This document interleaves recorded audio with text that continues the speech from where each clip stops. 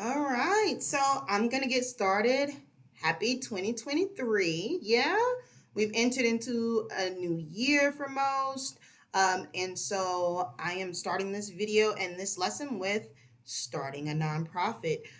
It is something that may be of interest to several people. And if you already own a business, you can also start a nonprofit that is under that business or depending on how you structure it, right? So if you have an LLC, you can definitely start a nonprofit um, as a part of your LLC. Maybe you want to start a nonprofit that your LLC supports, and a nonprofit that is able to grow and be viable on its own to continue supporting an ongoing need. So let's get into it. So the first thing you want to do when starting up a nonprofit is determine why. Determine your cause. What is your reason for starting the nonprofit? With this, you want to really keep in mind your intended audience. So, who is the nonprofit servicing? That would be your intended audience, or your market audience if you're familiar with business terms. So, you would want to really determine what is the mission that I'm serving here? What is the purpose? What is the need? What is the issue for this audience? And then, what solution is my nonprofit providing? You want to go through that information because you want to be clear, right? And you want to be decisive about what your nonprofit is doing and the need surrounding your nonprofit and your target audience. Without clarity around your nonprofit, you will not succeed. So you really want to set something up that's going to, have some longevity and help as many people as possible. Normally, a nonprofit is there to serve a greater need. It is not there to make money, which is why it's called a nonprofit. So not for profit at all. So you're not looking to gain anything out of it as far as becoming a millionaire. You're more so there to service a need and address an issue in a community or within a demographic of people. So that is what we need to start. So that step one is determining the why. Why do I want to start this nonprofit? Who is it helping? What is my mission? What is my need? And so you want to gather some supporting data around that about your target audience, your demographic. You can do that by using online databases, simple Google searches. There are lots of database systems out there that will give you data and data points around whatever it is that you're trying to do. Also, you want to think about others that may be profit or not for profit that serve the same demographic and they have a solution for the same need. So, in business terms, again, understanding your competition. Not that you're necessarily in competition with them, but to an extent, you really want to understand what's out there that people are paying for and what's out there that people are not paying for to get the solution that is in alignment with your nonprofit work. Also, you want to determine, after you kind of do the data research and you determine the need and your target audience or your demographic, you want to determine, should I go forward? If you're there to make money, do not move forward. Nonprofits are not about becoming millionaires. I've seen quite a few people start nonprofits and do it for the wrong reasons. And either they get frustrated because there's no money coming in that's supporting their life or their employees as much as they like. And or they got into it for the wrong reasons. Maybe they wanted to do tax exempt, but the business did not cause for that. So if you're in it to make money, stay away from creating a nonprofit, okay? Because at that point, you're really not servicing a real true need. You're not there for the right reasons. Do not do it. Huge red flag if your next thought is, I want to make money or I need to pay my bills. Not a reason to start a nonprofit. Also, around this point, you want to, figure out what ways are you going to service that demographic. What are the advantages and backdraws is something that you need to also understand before determining to move forward. Are you adding true value through your nonprofit? Are you really providing an outcome, a solution for a real need in a demographic? That's highly important. If you are not providing any type of services or goods that are going to help a demographic, you may not want to start a nonprofit. Maybe you want something that's for profit, a corporation, an LLC, so on and so forth. And have you determined that your nonprofit will have a particular solution to the need in that demographic, right? If you can answer those questions confidently and you want to move forward, then we start talking about building a foundation for your nonprofit. All right. So if you've gotten to this point, take out your pen and paper and let's start talking about how to build the foundation. So, talking about the foundation, of course, you need a name. You want something that is simple, easy to remember, can be a household kind of wording to it, something that's catchy or phrase, things that have a play on words. Think about the name of your nonprofit. It can also be very simple, right? And to the point. So naming your nonprofit. Then you want to state the need. So at this point, you're starting to document the details of your nonprofit. So you're going to document the exact need that you're servicing. You're going to define a solution to that need, right? So again, documentation, because this is eventually going to go into a business plan. Also, you need to define your population demographic, also called in target audience. You really want to define who those people are. What age range are you servicing? Are they, people who are considered minorities? Are they people who are considered underprivileged? Are you servicing people who have a disability? Are you starting a nonprofit to save a forest area, to preserve something in a community, or to preserve, natural resources, things like that, animal care, whatever the idea is, you want to define that population. Who are you servicing? Also, vision and values. You really want to write down, what is the vision of my nonprofit? What values do we have internally? And what values do we present externally to our demographic? And then finally, you want to document a really to the point mission statement, right? So write down your mission statement. So by this time, you should probably have about 2 or 3 pages worth of wording that is already documented. Just put it in a simple Word document, Google Doc, whatever. It doesn't really matter. But document it so that you have it, right? Because it's important to keep up with those types of things and to be organized in order to ensure that your nonprofit is successful. I've seen lots of situations where people move into business and or nonprofit work without documenting anything, and it does not serve them well. If you do not know where you are going or where you have been, you cannot plan or forecast for the future. And so you really want to make a habit out of documenting things. Okay, so let's just take a moment there. And then we're going to get into really creating your business plan. So by this point, you have about 3 to 4 pages of visions, values, your mission statement, which is to the point. You've defined your population. You've documented that. You've defined a solution to the need, and you've also made a statement for your need. All right. Again, documenting this into a Word document is always good practice. So, or good business practice. So when you document those things, then you want to talk about create a detailed business plan.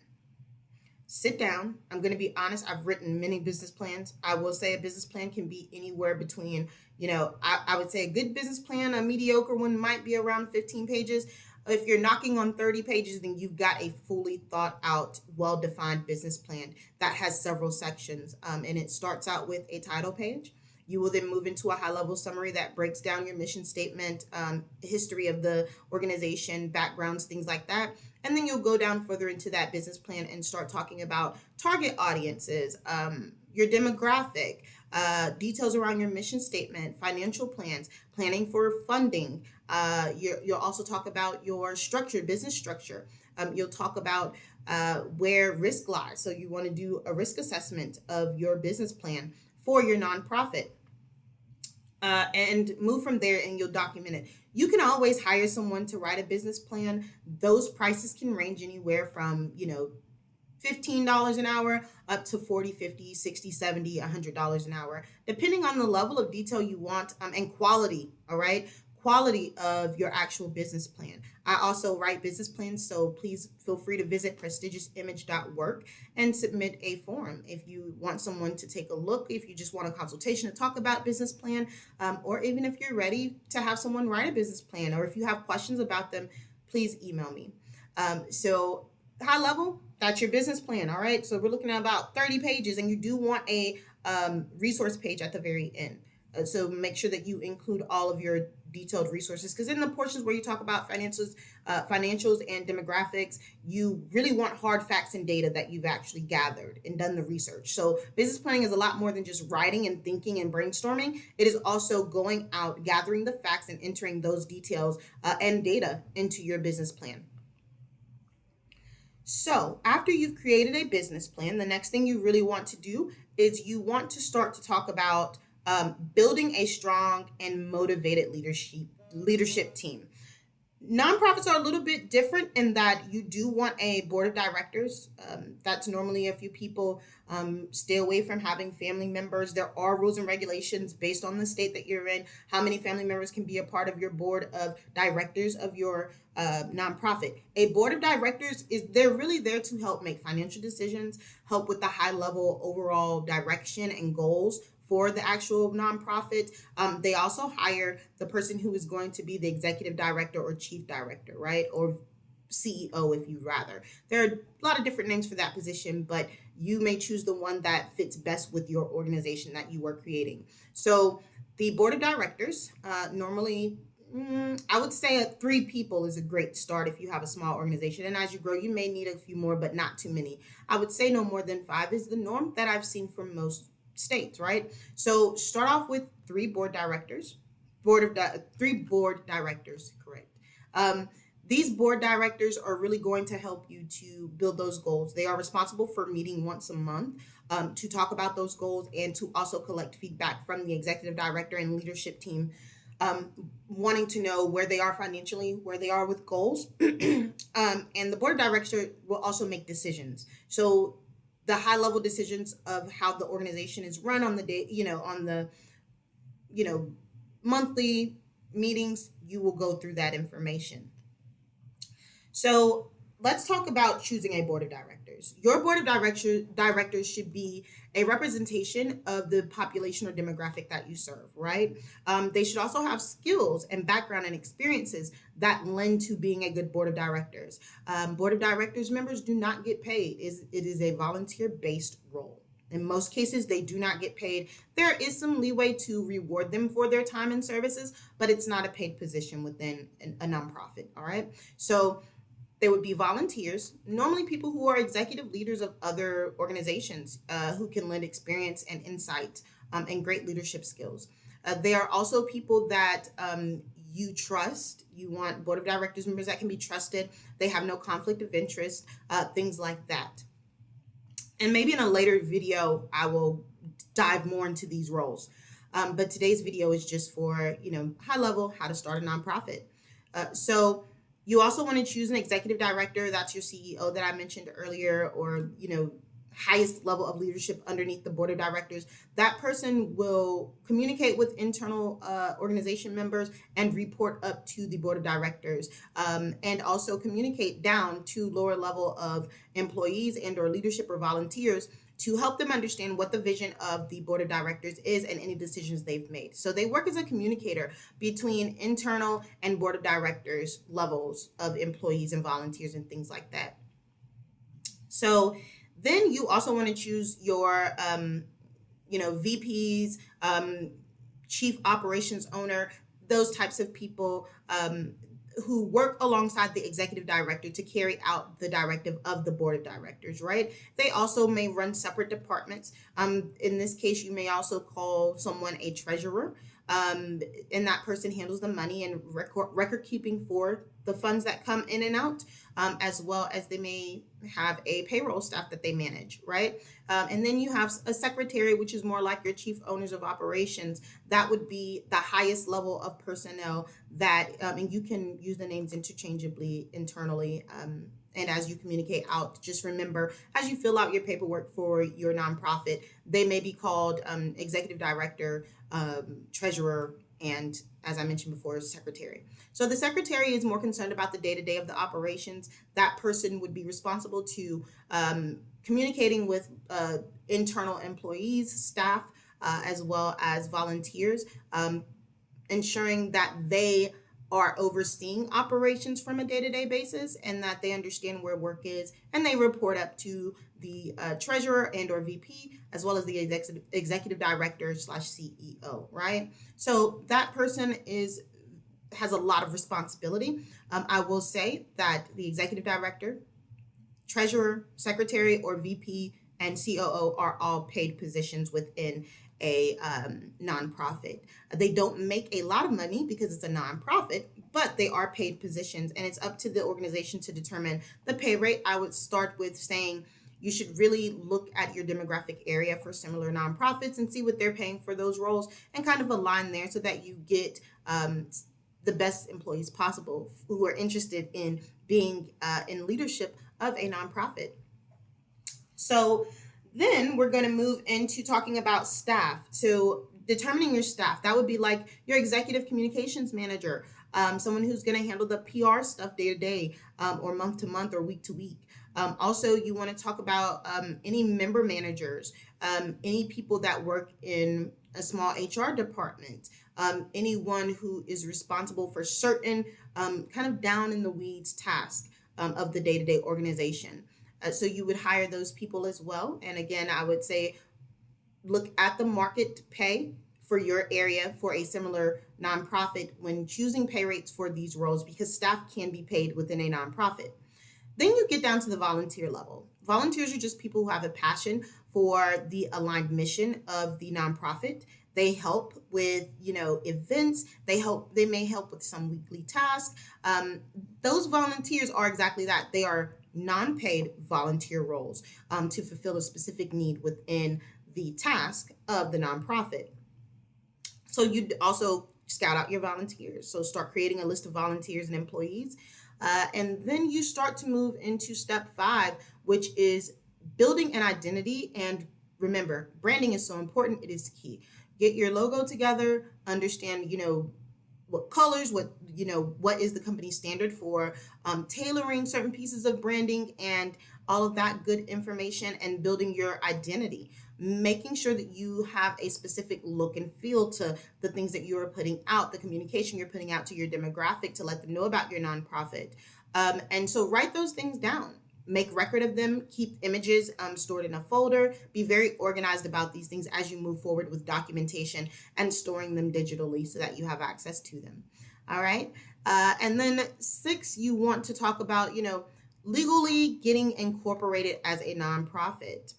There are different, at this point, I'm going to talk about a little bit about the different types of nonprofits, right? So you have trust associations and incorporated nonprofits.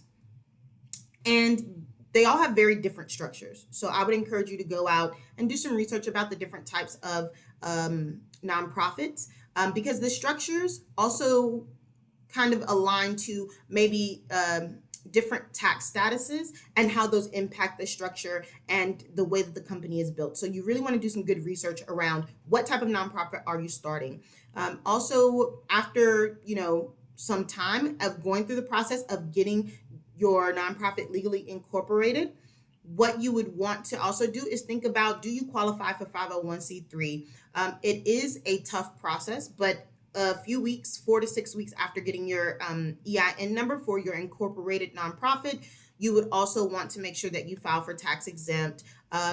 Form 1023 is in that process as well. And then moving forward again, 4 to 6 weeks out, looking towards a 501c3 status. So when we're talking about the 501c3 status, that is a separate process from being legally incorporated. You must be legally incorporated first and then getting 501c3 shortly after that. 501c3 would be a tax exempt status that allows you to not be held liable for taxes when making purchases for the nonprofit, and or the ability to provide someone with documentation that they've actually given funds to your nonprofit. And then you want to kind of just make sure that you're able to provide them, tax exempt information for when they file for their business or for their personal taxes. They can say, I donated to this nonprofit, and they have legal documentation to prove that, right? So those are the reasons you would want to do 501c3. Other types of, so there are also subtypes of nonprofits. Some are for educational purposes, and those come with different perks and benefits of being a nonprofit that is educationally based. There are some for social causes. There are others for economic causes. So you would kind of figure out where you fit. There are also some nonprofits that are actually membership based. So that might be more of a nonprofit club. And so they really are tailored to a specific demographic, and making sure that they provide for a specific community or group of people, that actually have day-to-day dealings with the nonprofit itself. So they pay membership fees, and for those memberships, they get services and things like that. And they also, as a member, must serve the community through the nonprofit events. So that's something to think about. Now, after you get legally incorporated, you can do that through LegalZoom. You can also do it through like Taylor Brands. There are lots of options out there. You can do it yourself, but that paperwork is taxing and not always very easy to understand because it's in a jargon that's used in government offices. So be mindful of that. I, for one, would say pay someone to do it the right way. Someone who understands, or an entity that understands and can help you easily fill out that paperwork. So there, again, Google, figure out, talk to people, network, go out there and really figure out what's the best route for you, because there are costs associated with using LegalZoom and or, like I said, Taylor Brands. So be mindful of that and do your research. Research goes a long way in making good business decisions always, all right? Research is key. So next we're going to talk about funding, right? So with funding, you want to build out a solid plan of how do you plan to collect funds for your nonprofit to get things started. When you talk about funding, you do want to think about fundraising, donations, investments. That could also be sponsorships, and other things that you're going to do to make sure, and also memberships are a source of funding, right? So whatever it is that you decide to do, make sure you make a plan, a clear understanding of it. And again, at this point, you have a board of directors. They need to be included in a lot of these decisions and setting the goals for volunteers, building the identity and brand, and funding, all right? So they are there to help you before the process of actually becoming legally incorporated as a nonprofit. So get your board of directors set up, and also make sure you have board of director agreements. You can have them sign high-level paperwork that outlines the details around their seat term and how long they will be on the board. And there are different rules and regulations around that I may go through at a later time. So step 8, after you document your funding, which was step 7, at step 8, you are then in a place where you are talking about early operations, right? So you are up and operating. You have your board of directors. You have these people that you have identified, and you can start small and grow over time, right? So keep that in mind. During early operations, you really want to focus on networking with other nonprofits, networking with people in your demographic, networking with people who are at other corporations who might find your nonprofit of interest, all right? So you also want to learn things and be a part of any programs or items such as projects or tasks where you can network and build a really healthy community of supporters for your nonprofit who are aligned to the mission of your nonprofit, right? They have the best interests at heart for your nonprofit and for the community that you're serving through your nonprofit. So be mindful of that. During the early operation phases, you also want to think about event planning. Are you going to hold events? Because you are a nonprofit, so plan some events throughout the year, and do that in advance. Start brainstorming with your team. Talk to your board of directors to see if there are specific events that they feel like should be seen and done throughout the year of your first year of operation, right? Building a website and platforms. Trust me, you want you want an email base and structure, as well as a website for your nonprofit. You want to give it that professional look, all right? So that people know that you're serious about your nonprofit, and also they feel like the nonprofit is real. There are so many scams and schemers out here these days. You really want to make sure that you're putting your best foot forward and that you're presenting your brand as something that is real, exists, actionable, and is actually present in the community to make sure that you have a very successful nonprofit. All right.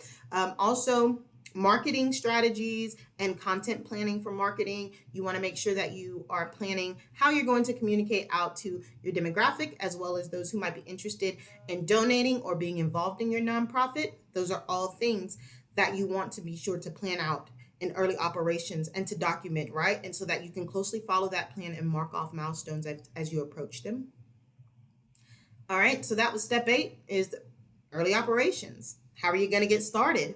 So step 9 is donations. After you have planned out your early operations and you are ready to put things into motion, you want to talk about how are you going to collect funding for your nonprofit to serve that community and to really provide that solution for the need that you have a mission statement around.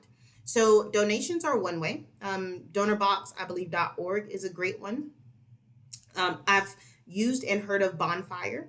Bonfire is a way to create fundraising for nonprofits as well as other types of businesses. But on Bonfire, you would create a product and then people would come and purchase that product. They work as a direct source for creating and shipping the product itself. And you'd run that in increments of a campaign, maybe 30 days, 2 weeks. And you would promote that with a link. And you would really just go out and get people involved in purchasing whatever fundraising items you have for your nonprofit to build funding to execute the events and community needs and or solutions that you're implementing through your nonprofit. You can also do individual contributions. Lots of people will contribute or donate to your nonprofit. That requires you to network, as I stated earlier, and really helping people to understand how they can provide funding and things like that. Grants, corporate sponsorships. You can do membership fees as well, as I mentioned earlier. And again, fundraising and crowdfunding are all sources that you can use, and feel free to Google those to learn more about those options for, having funding for your nonprofit. Something I do want to really cover, because I've seen this quite a bit. When you start your nonprofit, do not attach it to your personal finances. Do not attach it to any other member, like organizational members' personal accounts. You really want to set up a specific bank account using your legally incorporated EIN number at a bank that is specifically just for the nonprofit. There are legal implications where you do not want to cross your business and your professional. Doing that could really put you at risk with the IRS. Be afraid. Be very afraid. Start with having an entirely separate bank account specifically just for your nonprofit. If you're going to take funding through a third-party application or platform, such as Zelle, you want to make sure that that is tied, or PayPal. Make sure it's tied to your business name, so your nonprofit name, and make sure that those funds are also going directly from that application with your business information on it, with your nonprofit information on it, okay? And going directly to a bank account that is only tied to the nonprofit and not yourself. This way you protect you and you will protect your nonprofit. You really don't want to be caught up in any legal implications. Trust me, I've seen it. When people start nonprofits for the wrong reason, which is why I'm making this video. I want people to be successful and to really start nonprofits for the reason of servicing a community or a demographic, okay? Because that's what it's all about with a nonprofit. It's about what comes from the heart. It's about making sure that you're providing a solution to a need for someone or for something, all right?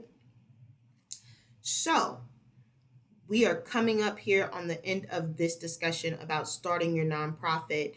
If you have questions, again, reach out to me, email me. You are more than welcome to go to prestigiousImage.work, which is my website, and submit an inquiry. If you need help, if you really just want a consultation, I do free 30-minute consultations for the initial consultation only, because I enjoy helping people.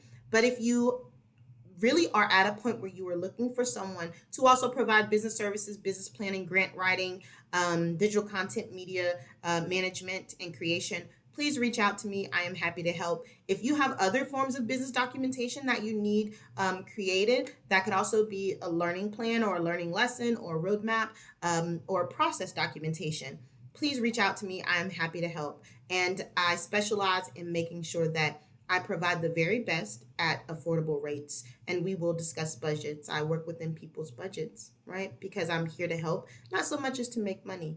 So when we talk about starting your nonprofit, just a really high level recap, you want to, number one, why are you starting your nonprofit? Make sure you have the data around that. Make sure you're building a solid foundation of people. That's number two. So that's getting your name, stating your need, defining your solution to the need, defining also the population or demographic that you're servicing, writing down your vision and values, and making a to the point mission statement. All right. Number three, you want to create a detailed business plan, or have someone hire someone to create you a detailed business plan. Four, building a strong and motivated leadership team, making sure that you're picking the right board of directors, the right executive director, the right treasurer, the right secretary, and the right staff to support your nonprofit to success, right? And also the volunteers. So, number five, build an identity. Branding is key. Understand what your brand is, understand what your brand looks like, how it feels to the external person or the demographic you're servicing, and be mindful of that. Also, you want to do legally incorporated. Go out, legally incorporate your nonprofit. Also, determining the type of nonprofit, the subtype, and whether or not you will be 501c3 eligible. And then seven, get in funding. All right, making a funding plan really at that point. So number seven, you're going to make that plan to really determine what kind of funding or how you're going to obtain funding. Eight would be, having the early operation network, making sure you're moving forward with event planning, having a website and platforms, and creating different pages on platforms for your nonprofit to get the word out there about what it is that you're here to help with. And then marketing and content planning as well. And then nine, you want donations. You want to, move into the area of really securing grants, creating accounts where you can collect funds or individual donations, corporate sponsorships, membership fees, fundraising, and any type of crowdfunding that you will need to really provide that service or provide that solution to the need of your demographic. All right, that concludes this video. Please run it back one time if you need to. Make sure that you are taking notes. I found all of this information very helpful. And again, it's free information, so take it and use it to the best of your ability.